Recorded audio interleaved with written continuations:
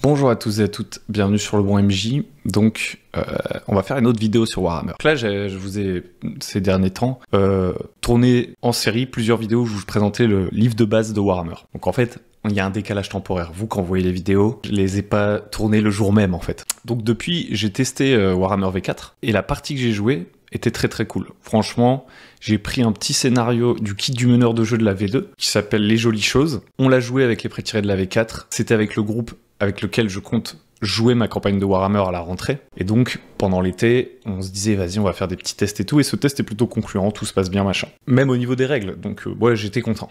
Je dirais même que, vu que je continue mes lectures, etc., il y a des trucs que j'ai trouvé vraiment cool dans la V4. Genre, par exemple, des trucs dont j'ai pas parlé dans la vidéo sur le livre de base, par exemple, les activités de downtime, donc les choses qu'on peut faire lorsqu'on n'est pas en aventure. Il y a des trucs qui m'ont vraiment plu. Et même le système que je trouvais un peu lourdingue, de prime abord, de blessures, maladies, chirurgie, tous ces trucs-là. Au final, j'ai commencé à le manipuler et tout, et je me suis dit, c'est le genre de situation qui arrive pas à toutes les parties. Et quand on a envie de s'en servir, de se poser à ce moment-là, l'enjeu est tel que ça peut être intéressant de se plonger dans ces règles-là. Et donc, je m'étais dit, franchement, let's go, j'ai compris la base du jeu, ça tourne sur un one-shot et tout. Mais je pense qu'on va quand même laisser sa chance à The Old World, donc le prochain jeu Warhammer qui va sortir, qui est plus simple au niveau de ses systèmes, qui n'a pas exactement la même proposition, etc., etc. Et je vais vous faire des vidéos dessus, parce que dans tous les cas, je comptais vous faire des vidéos pour vous présenter The Old World. C'était dans mes plans. Mais j'étais pas encore sûr que j'allais vraiment tester The Old World, parce qu'après le premier essai de Warhammer V4 et mes premières lectures, je me disais franchement ça va. Et en fait, je me suis rendu compte en lisant des scénarios, les scénarios sont super, le setting et tout, j'adore. Je me suis rendu compte, petit à petit, qu'il y a vraiment un truc qui me gêne et que j'ai pas vraiment envie de jouer. Donc avant qu'on continue la vidéo, je vous le dis tout de suite, il y a micro-spoiler. Micro-spoiler, je vous montrer un profil d'un monstre dans un scénar, peut-être que sans faire gaffe, je montrais des bouts du scénar. C'est un scénar qu'il y a dans le livre Aventure à Uberstrike. Si vous voulez pas vous spoiler, bah, vous pouvez partir et je donnerai probablement mes conclusions à la fin de la vidéo, vous pourrez les regarder. Donc maintenant que ça c'est dit, je vais vous dire le moment où d'un seul coup j'ai fait « Ah, est-ce que j'ai encore envie de jouer à la V4 ?» On est sur un scénario qui s'appelle « Si un regard pouvait tuer ». Et dans ce scénario, à un moment donné, on tombe sur un monstre. Un monstre clairement qui est hyper balèze. Je pense qu'on n'est pas obligé de le combattre.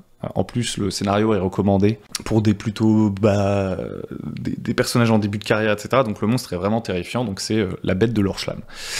La bête de Lorschlam, donc je vois le profil du monstre. Je me dis, ça a l'air gérable. Genre le profil de monstre, il est pas énorme, comme j'avais vu dans le bouquin de base. Mais en fait, elle a un nombre de traits quand même assez imposant.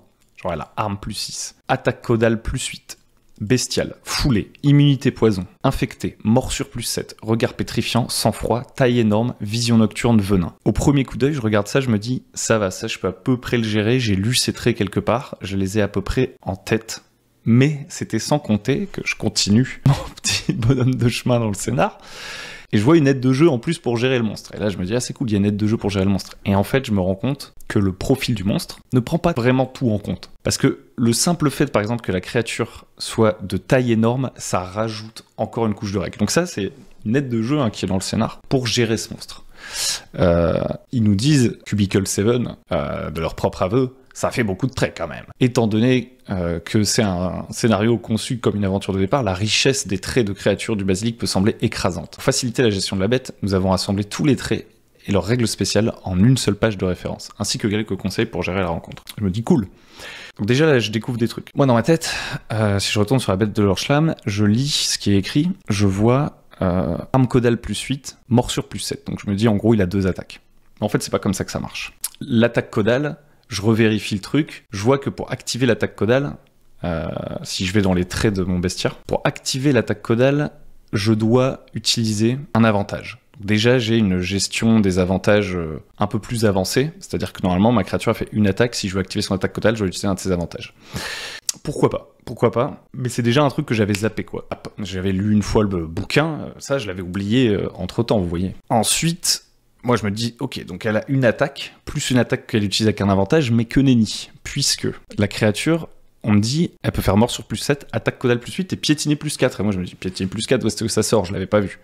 Ils sont des attaques gratuites qu'il peut utiliser avec un avantage. Donc ça veut dire que piétiner, c'est aussi une attaque que je peux activer avec l'avantage. Mais je sais toujours pas d'où vient ce piétiner parce que j'avais pas capté le truc. Je vois qu'en fait c'est parce qu'elle a le trait taille énorme.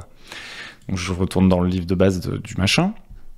Et là, je me tape une page entière de règles sur la taille. Comme elle est de taille énorme, ce que j'avais pas pris en compte en voyant le profil que je voyais ici, quoi, ça rajoute 5 ou 6 mécaniques. C'est-à-dire que, comme elle est énorme, ces attaques gagnent l'atout dévastatrice. Donc l'atout dévastatrice, ça veut dire que quand j'attaque, je peux choisir entre mon degré de réussite ou le résultat des unités de mon dé comme bonus aux dégâts, en gros. Donc ça, je connaissais. Mais ça ajoute également percutant. Ça, percutant, bah moi j'avais pas percuté. Hein. Donc je me dis, ok, percutant c'est quoi? Percutant, ça veut dire qu'en plus, elle ajoute le chiffre des unités à ses dégâts. Donc ça veut dire qu'à chacune de ces attaques, je vais devoir me dire, est-ce que j'utilise le chiffre des unités ou le degré de réussite de son attaque dans un premier temps? Et ensuite je me dis, et en plus je dois rajouter le chiffre des unités de son attaque sur le schmilblick. Donc déjà, ça commence à devenir un peu lourdingue de faire ça en plein combat si on veut injecter du rythme. Maintenant, je vois qu'en plus, comme elle est énorme, les dégâts qu'elle inflige sont multipliés par 2 sur les créatures de taille moyenne et par 3 sur des créatures de taille petite. C'est-à-dire que si y a un halfling dans le groupe, je dois me rappeler que les dégâts sont multipliés par 3, si c'est un humain, c'est dégâts par 2. Ça commence à devenir un peu chiant. Toutes les frappes réussies activent la règle optionnelle frappe mortelle, page 160 du livre. Donc frappe mortelle, ça veut dire que si la créature tue quelqu'un après une de ses attaques, elle peut se déplacer dans l'espace de cette créature et refrapper une créature un nombre de fois égal à son bonus de capacité de combat. Ok. Donc déjà, je dois me rappeler que je dois dépenser un avantage pour faire sa nouvelle attaque. Sa nouvelle attaque, elle a dévastatrice et trucs, donc il y a tout le calcul. Et peut-être qu'elle va avoir une autre attaque qui va proc derrière, commence à devenir chaud. Et en fait, je me dis, bon, pourquoi pas? Mais moi, dans ma tête, j'avais déjà oublié qu'elle avait venin et infecté. Et infecté, ça veut dire que si elle blesse quelqu'un avec une de ses attaques, cette personne doit faire un jet de résistance à plus 40 pour voir si elle résiste à une blessure infectée qui va ajouter une autre règle. Et en plus de ça, la personne, admettons déjà, elle résiste pas à la blessure infectée, donc elle va devoir noter qu'elle a sa blessure infectée, mais en plus, elle va devoir ajouter du venin sur elle. Donc elle va devoir noter qu'elle est envenimée, machin. Je me dis, un tour de cette bestiole, ça dure une plombe. Et j'ai même pas l'assurance de l'avoir bien joué, honnêtement. Je suis pas débile. Je suis pas non plus un ordinateur de calcul. Je suis quasiment sûr que cette créature qu'on va voir une fois, je vais mal la jouer. Et ça va m'énerver. Et tout ça, c'est sans prendre en compte, par exemple, que je pourrais utiliser un regard pétrifiant pour lequel je dois dépenser des avantages. Et quand je dépense les avantages de mon regard pétrifiant, il y a toute une autre mécanique, etc. que je dois aller chercher dans le livre de base. Parce que aussi, le truc qui est un peu dommage là, c'est que on nous dit on a rassemblé tous les traits et leurs règles spéciales ici en une seule page. Je me dis pourquoi pas, mais en fait c'est pas tout à fait vrai parce que par exemple la créature elle peut utiliser son intimidation si elle le souhaite, donc ça fait déjà beaucoup d'options différentes pour le MJ, mais pourquoi pas le fait qu'il y ait plusieurs options, ça peut être sympa, qu'à chaque tour je puisse tenter plusieurs trucs et que même moi en tant que MJ j'ai un peu un côté tactique en jouant la créature, ça me dérange pas. Si je fais par exemple son intimidation, ça va infliger une peur 1. Là, une peur, bah, j'ai pas encore enregistré les 300 pages de règles du livre. Je regarde ce que c'est la peur. La peur, ce que ça fait, c'est que j'ai moins 1 DR à tous les tests en rapport avec la source de ma peur, pas à tous mes tests, en rapport avec la source de ma peur. Je suis incapable de me rapprocher de ce qui me provoque cette peur, et à moins de réussir un test de calme intermédiaire, je ne peux pas en gros m'approcher de ce truc. Et si la source de peur se rapproche de moi, je dois réussir un test de calme intermédiaire à nouveau, ou gagner un état brisé. État brisé, si je vais regarder, en gros ça fait que je dois fuir pour passer un tour à me cacher, pour essayer de perdre des états brisés. Ok. C'est pas fini en fait. Parce que voilà, le regard pétrifiant, c'est pas simple comme bonjour, hein. C'est le basilic peut dépenser tous ses avantages, au moins 1, pour effectuer un test opposé de projectile versus initiative, ajoutant plus 1 DR par avantage dépensé. Si la cible échoue, elle gagne un état sonné divisé par 2 DR, ou se transforme définitivement en pierre à 6 DR. Ok. Bestial, ça va. Donc attaque percutante, machin, on l'a dit. Il y a la terreur également qui vient s'ajouter par-dessus le marché. C'est-à-dire que le basilic provoque une terreur 2 aux créatures de taille moyenne et une terreur 3 aux créatures de taille petite. Donc même pas la même terreur en 2 créatures qui doivent faire des jets pour résister à la terreur. Et il y a un autre truc que j'oublie, j'ai l'impression. Je suis même pas sûr. Je sais pas si j'oublie un truc. Mais c'est dire, voilà quoi. Moi, en vrai, cette créature, j'ai pas envie de la jouer. J'ai pas envie de la jouer, en tout cas, by the book, quoi. c'est pas possible pour moi. Alors après, j'ai d'autres petits exemples, trucs qui me gênent, mais un peu moins graves. Hein. Si je prends par exemple Archives de l'Empire 1, que je prends par exemple le profil d'une exécutrice Havre-Bas, il y a un truc qui me gêne, c'est que moi je pensais avoir des profils simplifiés pour toutes les oppositions, etc., dans le côté MJ, c'est-à-dire dans les scénarios, etc., etc. En fait, je me rends compte que sur les PNJ, dans les scénarios, ça dépend lesquels, encore une fois. Il y en a certains, en fait, ils ont pas des profils simplifiés, ils ont toute une liste de compétences qui est par ordre alphabétique. Donc, c'est un peu galère d'aller chercher la compétence, etc. Il n'y a même pas les arrondis à 5 et 10. Genre dans le bestiaire du livre de base, c'était écrit pour les créatures et tout, on arrondit à 5, 10, comme ça, on n'est pas obligé de se souvenir que c'est un 44 et pas un 45. On a des talents, donc combat déloyal 2, coup puissant 2, criminel 2, flairer les ennuis, etc. Donc tous ces talents, si je les connais pas par cœur, je sais pas si je vais pouvoir m'en servir, et surtout, même si je les connais par cœur, je sais pas si je vais penser à me servir de tous. Et en plus, ils sont pas tous précalculés. C'est-à-dire que par exemple, j'ai vérifié, donc à moins que je me trompe, c'est écrit à la arme coup de poing plus 6. Donc plus 6, c'est qu'elle fait plus de dégâts. Elle fait plus 6 de dégâts avec son coup de poing. Et en fait, ça ne prend en compte que son bonus de force après vérification qui est de 4, plus les dégâts de l'arme. Sauf que elle a 2 talents, combat déloyal 2, qui fait que si elle se bat avec la compétence bagarre, en gros, elle fait plus 2 de dégâts. Et elle a aussi coup puissant qui rajoute 2 de dégâts à chacun de ses coups. Quitte à ce qu'on me file un bonhomme qui va probablement se battre avec des sortes de poings américains, là, pourquoi au niveau de l'arme coup de poing, j'ai pas le plus 10 direct? Pourquoi c'est plus 6 et je dois retourner dans mes talents à chaque fois pour me rappeler qu'elle a aussi plus 2 de dégâts avec le combat déloyal et plus 2 de dégâts avec le coup puissant? Je trouve ça lourd en fait. Je trouve ça lourd à gérer. Je sais pas, hein, peut-être je suis débile. Et je sais pas, genre, je pense à un autre exemple qui pourrait être assez parlant, ce serait d'aller se prendre un petit profil d'un mage, un truc comme ça, mais je vais pas chercher plus que ça, je vais conclure. Si je vais chercher un mage, dans le profil des mages, ou des sorciers, etc., PNJ, j'ai les noms des sorts, mais si je veux me servir de leurs sorts, il faut que j'aille retrouver la règle du sort dans le livre de base. Ou que je connaisse tous les sorts par cœur. Donc en fait, pour conclure sur le problème que je trouve, c'est pas tellement le système de résolution que je trouve cool, c'est pas le foisonnement, la richesse du jeu, c'est plutôt que j'ai l'impression que quoi qu'il arrive, ça collera pas vraiment à ma façon de jouer, ou en tout cas à ce que je cherche dans le jeu de rôle. Dans le jeu de rôle, je cherche plusieurs choses. Je cherche un intérêt pour l'histoire qu'on raconte, donc ça j'ai pas trop de doute que ça soit cool. J'aime bien l'univers de Warhammer, j'aime bien les scénarios, je trouve que les PNJ sont cool, etc., etc. Ça m'inspire, j'ai envie de lire tous les scénarios, j'ai envie de jouer les scénarios de la V4, et j'ai une bonne équipe de joueurs, donc de ce point de vue-là, je me fais pas trop de soucis. Un autre truc qui m'intéresse, c'est d'avoir un certain rythme, et ce qui me fait un peu peur dans tout ce machin, c'est que je me vois pas du tout avoir un combat rythmé avec ce truc. Je sens que chaque tour, ça va être une sorte de pause, il faut que je revérifie une règle, etc. En tout cas, si je veux jouer le jeu tel quel. Et du coup, ça va en pâtir et ça va faire tomber un peu le momentum du truc. Mais moi, je cherche pas que le rythme. Parce que si le but c'était que l'histoire et le rythme, on jouerait avec un des 6, je prendrais un système ultra basique, puis ça roulerait, quoi.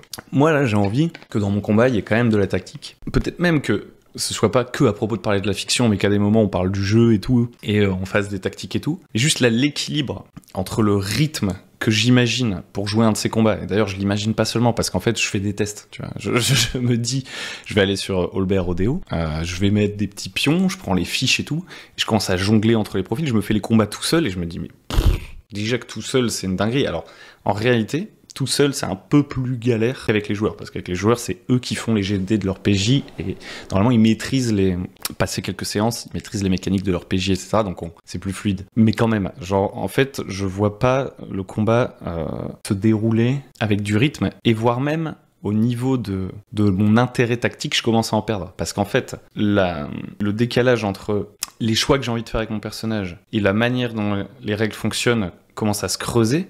En fait, je vais passer plus de temps à réfléchir à comment bien appliquer la règle qu'à vraiment faire des choix tactiques. J'ai peur de même perdre la tactique dans le schmilblick, c'est-à-dire que dans ma tête, au lieu de m'imaginer la scène avec la créature en train d'attaquer les PJ, au lieu d'imaginer comment la créature elle va réagir à son tour, etc., à ce qui s'est passé, je pense, honnêtement, je vais être plus stressé, je vais avoir mon esprit qui va être pris en fait uniquement par le stress de faire un tour pas trop long, de jouer vite, parce qu'on va se perdre, de pas me planter dans les règles, et c'est tout en fait. c'est suffisant en fait. Donc je sais pas, j'ai l'impression qu'il y en a trop là, il y en a trop. Donc ma première question c'est, qui joue au jeu by the book. Vous qui regardez les vidéos, d'ailleurs merci pour tous ceux qui regardent les vidéos et tout, c'est cool. J'ai vu en plus qu'il y a des gens qui disent ouais, ça me donne envie de me relancer dans le jeu de rôle parce que je connais l'univers de Warhammer et tout, donc c'est top. Pour ceux qui jouent à la V4 là, comment vous y jouez? Je suis pas né de la dernière pluie non plus en termes de jeu de rôle. Je sais qu'on n'est pas obligé d'appliquer toutes les règles, il y a plein de jeux auxquels j'ai joué sans appliquer toutes les règles. Et d'ailleurs, c'est ce que je disais dans ma vidéo, en fait. Dans ma vidéo précédente, genre, ouais, on n'est peut-être pas obligé d'appliquer toutes les règles à la lettre, etc., etc., on peut un peu bricoler et tout. Mais là, en fait, il y a quand même une masse critique où je me dis, ah ouais, en fait, je vais devoir faire plein de changements pour cet aspect-là. Cet aspect, gérer les créatures et tout. Et en fait, j'ai presque peur, à terme, qu'avec l'inflation aussi des capacités des PJ, ça commence à devenir un peu relou pour les PJ aussi, quoi. Donc, même si à la base je me disais, je peux y jouer en simplifiant, là je me dis, en fait, il y a trop de trucs où j'ai envie de simplifier pour rester sur cette base, je crois. Donc, je me demande, vous qui jouez là, peut-être que vous êtes fan de Wargame, peut-être que, par exemple, le rythme vous importe un peu moins qu'à moi, peut-être que ça vous dérange pas de gérer toutes ces règles, etc. Peut-être que vous jouez sur des virtual tabletop qui vous accélèrent le truc, peut-être que tout compte fait, vous jouez à la V4 en ayant simplifié plein de règles, en ayant fait du homebrew. Peut-être que, comme vous jouez énormément, je pense aussi, soyons honnêtes, qu'en fait, il y a un truc qui est de l'ordre de l'accumulation d'expérience, c'est-à-dire que là, forcément, je découvre le profil percutant, terreur et tout, je suis en mode, mais j'ai oublié ces trucs, je vais vérifier, etc. Peut-être qu'après avoir joué plein de fois un monstre qui a percutant, plein de fois qu'il y a un monstre qui a terreur, avoir fait plein de fois l'attaque caudale et avoir géré des combats entre une créature énorme et des créatures petites et moyennes, au bout d'un moment, partie après partie, je commencerai à avoir beaucoup plus d'automatisme. C'est évident que l'expérience joue, mais honnêtement, voilà, moi là ça me tente déjà beaucoup moins après ce truc, même si je suis pas du tout à la recherche d'un système minimal où il y a rien à savoir mécaniquement. Là, genre, je pense que c'est trop pour moi en tout cas. Et donc du coup, je pense que je vais rester dans mon plan initial qui était de me dire, je vais bien regarder aussi The Old World, donc qui sera en anglais. The Old World. Donc je vous en parlerai, mais pour qui l'anglais est une barrière, ça vous intéressera peut-être un peu moins, mais c'est pas grave. J'en parlerai de The Old World. Enfin, je perds la structure de mon truc. Là, je m'étais dit, ok, première game de test de V4, ça passe. Mes joueurs, ils aiment bien. Mes joueurs, ils sont même assez chauds globalement pour s'investir un peu à apprendre le truc. Et donc je me dis, peut-être c'est une perte de temps de tester The Old World cet été. Et en fait, j'ai envie de rester dans mon plan initial, qui est de dire, je veux essayer les deux et faire mes tests sur les deux et poncer un peu le truc dans mon coin avant de me fixer sur le système. Dans tous les cas, je pense que je ferai jouer à Uber Strike, peut-être même la campagne impériale, j'en sais rien. Je fantasme peut-être un truc, je sais pas comment ça va se passer, mais c'est ce que je projette, c'est un peu ce que j'ai envie de faire le gros truc V4, quoi, dans le setting de la V4. Mais je vais vérifier pour The Old World. The Old World, il y a déjà des trucs que je trouve plus simple, je l'ai déjà lu, je l'ai déjà testé, etc. dans mon coin, et même avec un des joueurs, on a fait un petit test vite fait. Il y a déjà des trucs où je trouve que ça bug un peu, mais c'est des tout petits trucs, pour le peu que j'en ai lu pour le moment. Surtout qu'il me manque, pour l'instant, il y a un livre du joueur qui est sorti en PDF que j'ai déjà regardé, et il manque encore le livre du maître du jeu, donc par exemple, tout ce truc qui m'embête avec les profils de monstres qui sont trop compliqués à mon goût, si ça tombe dans The Old World, ce sera la même, donc je m'avance pas sur le fait que The Old World, ce sera mieux. Donc voilà, il faut que je teste The Old World, je m'avance pas sur le truc, et puis après, il y a toujours l'option qui reste aussi, mais qui me plairait quand même moins que de jouer à The Old World, c'est l'option de prendre carrément un système qui ne soit pas Warhammer pour jouer. Si je trouve que ce sera mieux pour jouer, pour la fluidité, etc., peut-être que j'irai quand même sur Brigandine. En fait, ce qui me gêne un peu, par exemple, si je prends un Brigandine, ou même un système, j'en sais rien, que je bricole, je dis, allez, notez des stats, on l'a fait un peu narratif et tout, ce qui m'embête, c'est de perdre un peu le cachet du truc. C'est-à-dire que les joueurs, en fait, quand ils créent leurs personnages, etc., ils passent, en fait, finalement, plus de temps dans Brigandine. Et donc, moi, je préférais que dans ma préparation, et eux aussi, quand ils regardent les règles, etc., on soit tous un peu baignés dans le même univers graphique, le même vocabulaire, que quand on regarde une liste d'armes. Par exemple, dans Warhammer, on voit les armes de Warhammer, on choisit parmi les armes de Warhammer, j'ai envie d'un délire un peu total, quoi.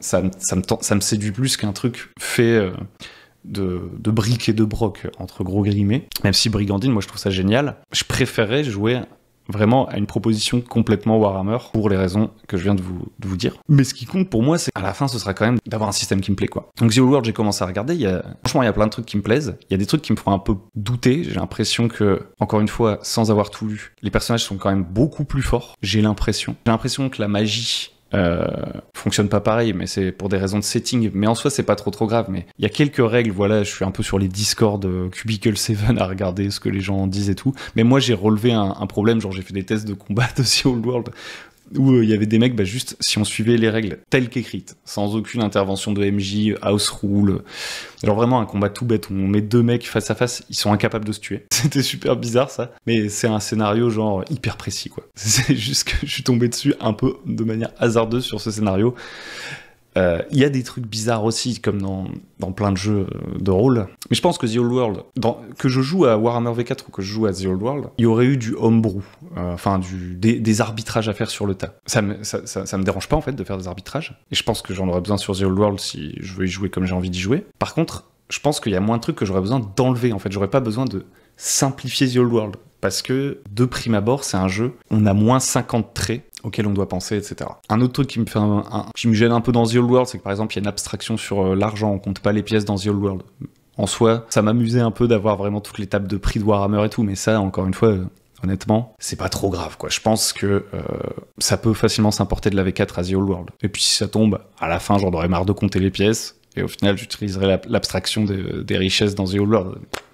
C'est des détails. C'est pareil, genre dans The Old World, vraiment le truc, pour l'instant, je sais pas pourquoi j'arrête pas cette vidéo, parce que là je fais que de la spéculation, il faut vraiment que je regarde plus le bouquin.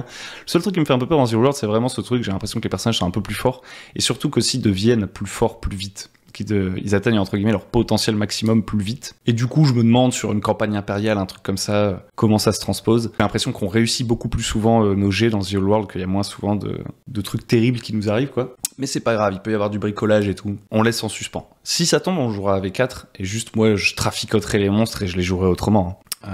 Mais du coup, ça me fait quand même reconsidérer un petit peu le fait de jouer à ce jeu, et en particulier d'essayer d'y jouer by the book. Quoi qu'il en soit, je reviendrai vers vous pour parler de Warhammer. Peut-être aussi, j'ai vu dans les commentaires quelqu'un qui se demandait si j'allais faire des rapports de partie, etc. sur Warhammer et tout. Je vais voir, parce qu'honnêtement, ça demande pas mal d'énergie, et tout. J'aimerais bien le faire, honnêtement, parce que je trouve que c'est un des meilleurs trucs que j'ai pu proposer sur la chaîne, ces rapports de partie pour... Enfin, il y a beaucoup de gens qui m'ont dit que c'était cool. Donc c'est probablement un truc que je ferai. Ce sera probablement... En tout cas, je vais essayer. Ce sera probablement sur la zone de Birthright dans Warhammer V4, voire peut-être la campagne impériale. Ça, je mettrai pas ma main à couper, que ça s'enchaînera aussi facilement, parce que la campagne impériale, c'est quand même un énorme morceau. Mais en tout cas, le truc qui est sûr, c'est que je vais jouer dans l'univers de Warhammer. Le système... On verra. Et donc, dernier truc que j'ai envie de dire, si c'est pas, a priori, là, un jeu pour moi sur certains aspects Warhammer V4, ça n'empêche que j'ai envie d'avoir toute la gamme. J'ai envie d'avoir tous les trucs sur l'univers et tout. Je me régale à lire les bouquins. Donc c'est pas pour vous décourager, ce n'est que mon avis. Merci de m'avoir écouté, je vous dis à très bientôt sur le bon MJ pour de nouvelles vidéos. Et bon week-end.